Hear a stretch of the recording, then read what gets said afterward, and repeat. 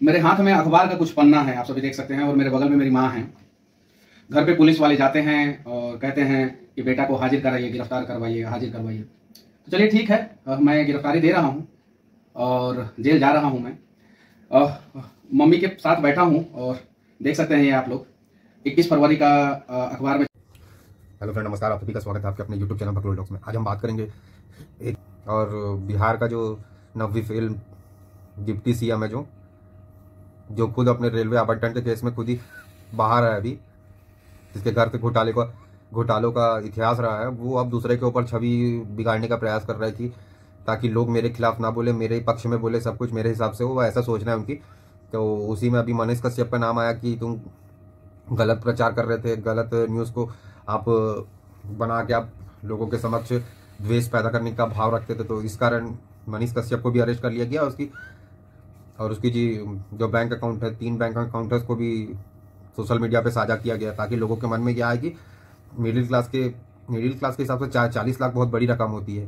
तो लोगों के मन में यह आएगा कि सही में कहीं से फंडिंग ले रहा था, लेकिन वो कितना मेहनत कर रहा है और जितना पैसा उसके पास था वो तो बहुत कम है। जितना उसके फॉलोवर है, जितना वो काम कर रहा है, उसके हिसाब से तो वो 40 लाख बहुत कम है। तो इसकी क्रेडिबिलिटी के ऊपर सवाल उठाने वाली बात हो, इसलिए इनके लिए इनका सार्वजनिक किया गया है, उनके बैंक अकाउंट को, डिटेल्स को, और इनको अंदर भी किया गया। तो इसी के लिए बिहार बोल के अभी 23 मार्च को लोगों के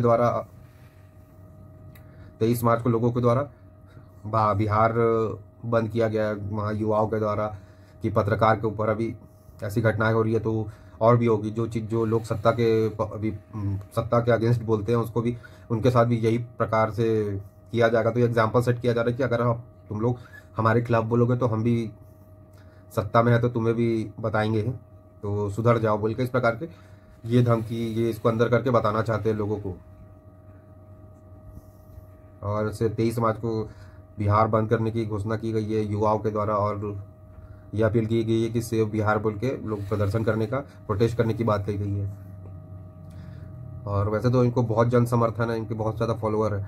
अब देखते हैं क्या होता है बिहार की, क्योंकि मनीष कश्यप वहाँ के लोकल थे और बिहार की बातों को लोगों के सामने लाते थे, तो इनको ये वो चीज़ पसंद नहीं आ रही थी। ये क्योंकि इनके आने वाले जो ये अपने आप को मुख्यमंत्री के दावेदार सोचते हैं, तो उनकी छवि खराब हो रही है, इस प्रकार से सोचते हैं। लेकिन जो घोटाले में है वो दूसरे की छवि क्या खराब करेंगे, लोगों के सामने क्या क्रेडिबिलिटी है इनकी, बताइए। खाली जातिवाद को बढ़ावा देने के लिए उनका नाम तिवारी है बोल के तिवारी पे ज़्यादा जोर दिया जा रहा है कि लोगों में, मतलब बिहार में तो आज भी है जाति भेदभाव, आज भी है वहाँ, तो वो इसी प्रकार से उनका नाम लेके ये बताया जा रहा है कि ये तिवारी है बोल के, ब्राह्मण है बोल के ऐसा बताया जा रहा है। और ये द्वेष भाव से काम किया जा रहा है, वो सबको दिख रहा है, जग सबके सामने है। तो इसमें कोई दो मत वाली बात नहीं है कि कुछ जैसे देशद्रोही टाइप का टैग, उसके ऊपर टैग लगाया जा रहा है, भगोड़ा भी घोषित कर दिया गया था, तो अभी तो अंदर है वो, और देखते हैं अब क्या आगे अपडेट आता है इस चीज़ में। वैसे तो हमें नहीं लगता कि मनीष कश्यप कोई गलत किया, क्योंकि पत्रकारिता का काम यह है कि लोगों की प्रॉब्लम्स को एक बड़े उसमें दिखाना। यहाँ का रोड खराब है तो इस बारे में बात करेगा, अगर यहाँ के लोगों के साथ प्रताड़ना हो रही तो उस बारे में बात करेगा। और वो जो वीडियो बनाया जिसके ऊपर, तो उसका रेफरेंस भी दिया कि दैनिक भास्कर में, दैनिक जागरण में, ये सब सारे उसमें न्यूज़ आया बोल के वो दिखाया गया है। मेरे हाथ में अखबार का कुछ पन्ना है, आप सभी देख सकते हैं, और मेरे बगल में मेरी माँ है। घर पे पुलिस वाले जाते हैं और कहते हैं कि बेटा को हाजिर कराइए, गिरफ्तार करवाइए, हाजिर करवाइए। तो चलिए ठीक है, मैं गिरफ्तारी दे रहा हूँ और जेल जा रहा हूँ मैं। मम्मी के साथ बैठा हूँ और देख सकते हैं ये आप लोग 21 फरवरी का अखबार में छपा हुआ है, फिर 26 फरवरी का छपा हुआ है अमर उजाला में। बिहार के नेताओं ने बिहार के मजदूरों के बारे में 28 फरवरी को, जो आरजेडी के नेता हैं डॉक्टर अनिल साहनी, उन्होंने पोस्ट किया था, पप्पू यादव ट्वीट किया था 28 फरवरी को। उसके बाद से ये प्रभात खबर का जो है वो 1 मार्च को, आप देख सकते हैं, मैंने पिछले वीडियो में दिखाया, ये हिंदुस्तान में छपा हुआ है, ये प्रभात खबर में छपा हुआ है, ये दैनिक भास्कर में छपा हुआ है। लेकिन इन सब से कोई सवाल नहीं पूछा जा रहा है, सवाल सिर्फ और सिर्फ मनीष कश्यप से कि क्यों क्यों क्यों क्यों। तो उसके तहत बनाया हूँ बोल के, तो अगर मेरे ऊपर कार्रवाई कर रहे हो तो उनके ऊपर पहले करो। मैं तो रेफरेंस तो उन्हीं कर लेके बनाया हूँ ना, न्यूज़ पोर्टल में चल रहा था तो ठीक है, चल रहा है, लेकिन ये बना दिया तो क्योंकि ये बोल देता था मुंह में खुले तौर पे, तो चिढ़ गए, अपनी ताकत से अब दूसरे को दबाने का प्रयास कर रहे हैं, जो कि संभव नहीं है। आने वाले समय में देखते क्या होता है, सत्ता हमेशा नहीं रहेगी, क्योंकि वही जनता है जो जिता के लाती है। आज तुम द्वेष के कारण काम कर रहे हो, लेकिन तुम वही द्वेष के कारण चुन के नहीं आओगे अगले बार, ये बात याद रखना। और तुम्हारे फैमिली के ऊपर खुद इतने घोटाले के केस है, तो तुम किसी की क्रेडिबिलिटी पे क्या सवाल उठाओगे?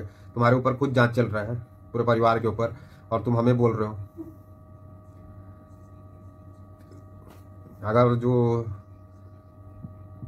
मनीष कश्यप के साथ है तो वो सोशल मीडिया पे भी, ट्विटर पे भी उनके खिलाफ, उनके बारे में अच्छे डाल सकते हैं, उनकी टिप्पणी कर सकते हैं। और जो बिहार की जो अभी प्रोटेस्ट चल रहा है, तो आप भी उसके भागीदार बन सकते हैं। जुड़ने के लिए बहुत बहुत आभार। जय भारत, जय हिंद।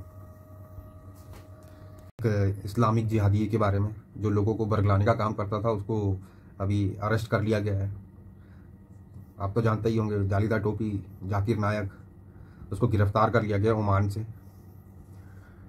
और इंडियन एम्बेसी के द्वारा उसको बात बताई गई कि गिरफ्तार कर लिया गया, उसको अब इंडिया लाने की तैयारी की जा रही है। और ये इस्लामिक धर्म परिवर्तन में और जैसे आतंकवादी संगठन में भी फंडिंग करने का इसका नाम सामने आ चुका है, जाकिर नायक का। वैसे तो इसको इस्लामिक लोग मौलाना बोलते हैं, कि ताकि लोगों के बीच में प्रेम भाव बढ़ाने का काम करता है, इस प्रकार से बताते हैं। लेकिन इसका मकसद जिहादी मानसिकता को फैलाना, लोगों को बरगलाना है। तो ये ओमान गया था अभी, तो वहाँ से उसका भाषण था रमज़ान के पहले दिन, जहाँ से चालू होता है रमज़ान, तो उसी में वो अपने स्पीच देने गया था। उसी के तहत उसको अंदर कर लिया गया है, वहाँ से पकड़ लिया गया है। तो अभी डिटेन किया जाएगा, अभी भारत में लाया जाएगा, तब समझ आएगा कि क्या कहाँ से इसकी फंडिंग हो रही थी और कहाँ से आतंकवादी से जुड़ा हुआ था। भारत में जितने भी दंगे हुए हैं उसमें इसकी फंडिंग करता है, बल्कि नाम सामने आ चुका है। तो अब भारत लाया जाएगा, तब समझ आएगा कि अभी इस्लामिक लोगों के द्वारा रोडों में आया जाएगा, निकला जाएगा और बताया जाएगा कि इस्लाम के ऊपर गलत हो रहा है, भारत में तानाशाही बढ़ गई है, ये सब बात होगी। आप तो जानते ही हो। और लोग बोलते हैं ना कि कौन भारत में 303 सीट दी हैं, तो उसके बाद भी क्या कर रहे हैं। तो ये दिख रहा है क्या कर रहे हैं। बाहर की संस्थाएं भी अब भारत को डिटेन करने में मदद कर रही है। यहाँ के जो देशद्रोही है, जो आतंकवादी के साथ मिले हुए हैं, सबको भी बराबर हिसाब होगा और सबके साथ बराबर होगा, एक एक के साथ होगा। इस चीज़ का भी टेंशन तो है नहीं, सबके साथ बराबर इंसाफ होगा।